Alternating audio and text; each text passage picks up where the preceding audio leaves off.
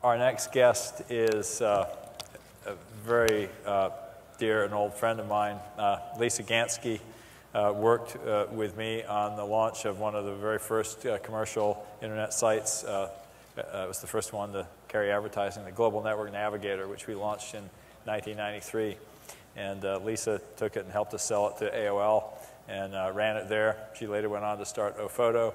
She's since been an angel investor and advisor to many companies. But she's here because she wrote a book, which I find to be one of the more interesting business books of the last year. It's called The Mesh, Why the Future of Business is Sharing. It recently hit number 4 on the Wall Street Journal business bestseller list, and Lisa's here to talk to us about this idea of sharing. Thank you.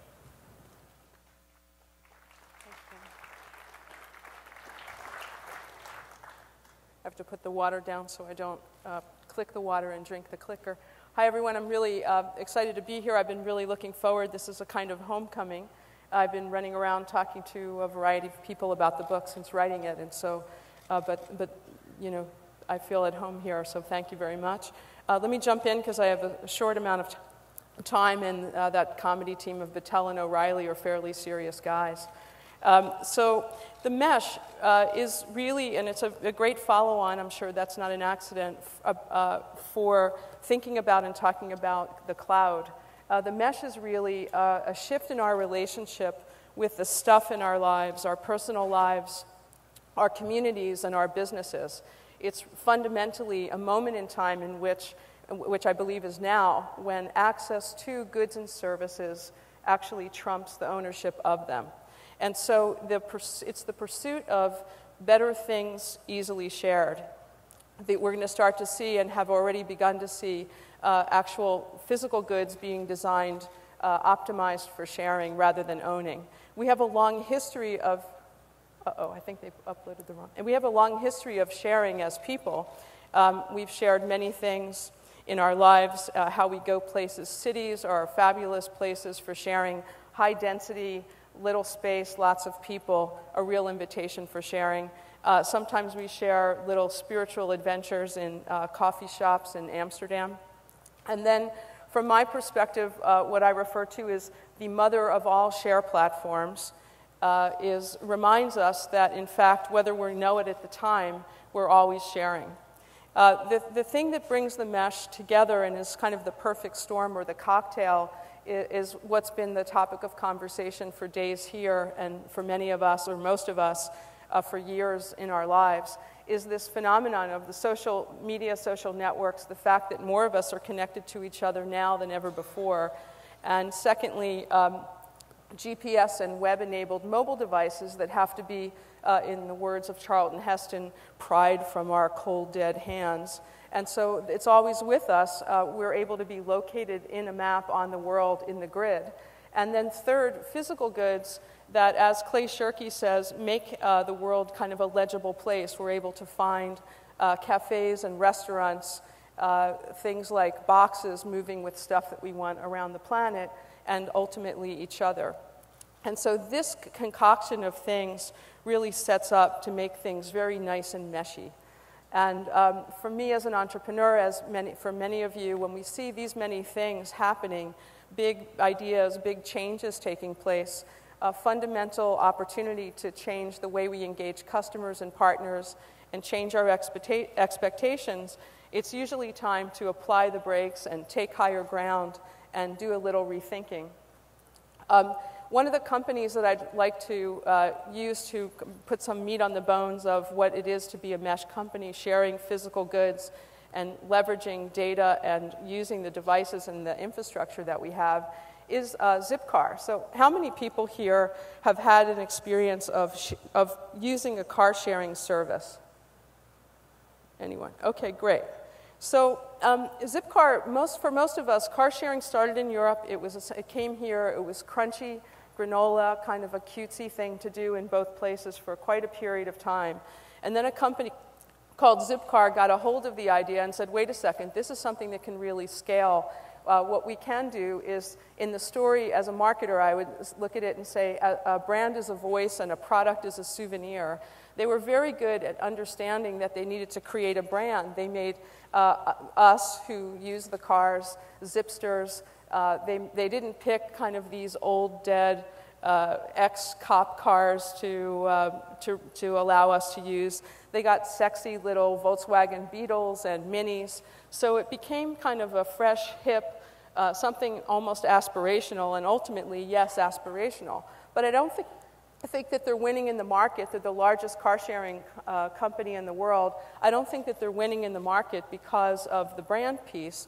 I think that they fundamentally understand and understood at the time they started the company that they're not in the business of transportation, they're in the business of information. That when you and I would go and buy a car, we would have one hopefully very short interaction with whoever we were buying the car from and run away from the dealer as quickly as possible, hoping to never really have a discussion with them again.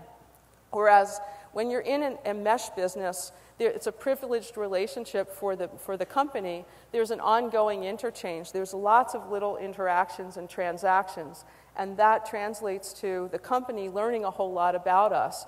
Do we like ski racks in the winter and bike racks in the summer? On the weekends we use vans. During the week we use a little EV. You know, what's the pattern? And also a lot of information about the cars themselves puts the company in an interesting and unique position to give feedback to manufacturers, to the design of cities and roads and all sorts of things. So the data that comes through is really fundamental.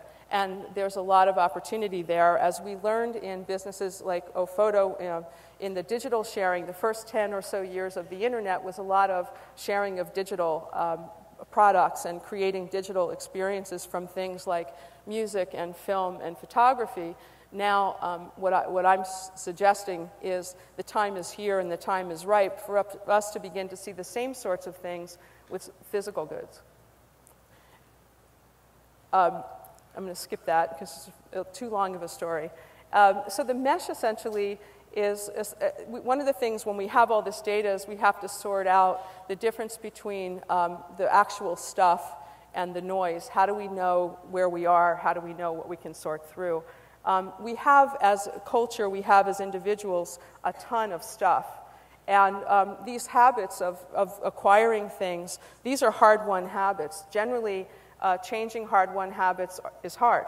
And generally, we do it when our pants are on fire. We get inspired to change things, but usually not before. I think that in the mesh moment of time, what's really compelling and what really is the challenge, and I think the imperative, is for us to get very, very good at understanding how to make sharing irresistible. We personally have had moments in time in our lives when sharing's been irresistible, but we haven't had it on a regular basis. The mesh sets up for us actually trading less stuff for more really rich experiences. If you think about other tactics and other things that come along with the mesh is this notion of pop-up stores. Pop-ups are these things that are perishable. They show up and create an opportunity. Here's an example of one called the Plane Shop that's in Glasgow Airport. It basically is permanent, but what they change is every month they change the brand that they represent, giving the company a huge opportunity to interact with the public, make a really small commitment, and get a lot of really incredible data. In nature, waste equals food. That is, the waste from one system becomes food for the next system. And we see that all the time when we look around. Value unused equals waste. There's a ton of things that we own. A lot of what goes into the mesh as we start to think about it is that we own a lot of things that we actually have very little utility for. For example, what percentage of the day do you guys think, you'll have to yell it out, we actually use our cars?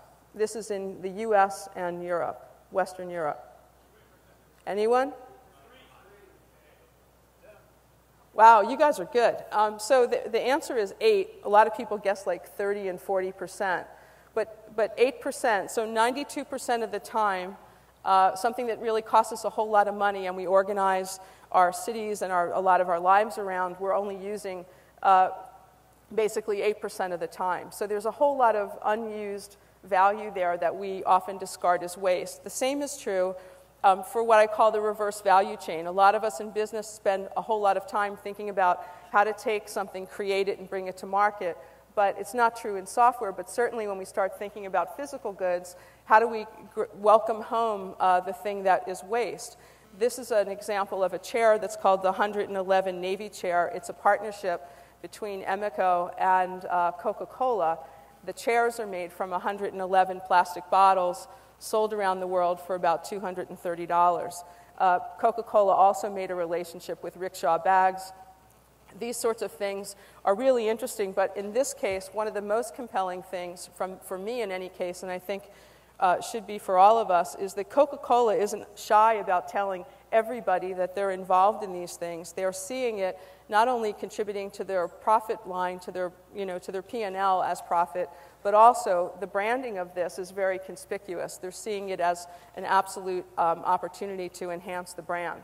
So in closing, I'm going to speed forward and just say that as we have these instances in which we have opportunities to really engage customers, to have many transactions where before, when it was all about ownership, we had one. Now we have many in a mesh business, whether it's Netflix or Zipcar. There's a company called Whipcar in the UK, and the Relay Rides, Get Around, and Spride here. That's the next generation of car sharing. What they're doing is peer-to-peer car sharing. So they're actually taking a vacation rental model and applying it to car sharing. It took Zipcar 6 years to get 1,000 cars in their system. It took Whipcar in the UK 6 months. I think that this is happening. It's happening very quickly. And one of the things that we need to understand is our ability to create delight in customers, to leverage social networks, and to use the data and the infrastructure and the inheritance that we all have in the cloud and in other ways is all what the mesh is all about. So I'm going to jump off and let the next characters jump on. Thank you very much.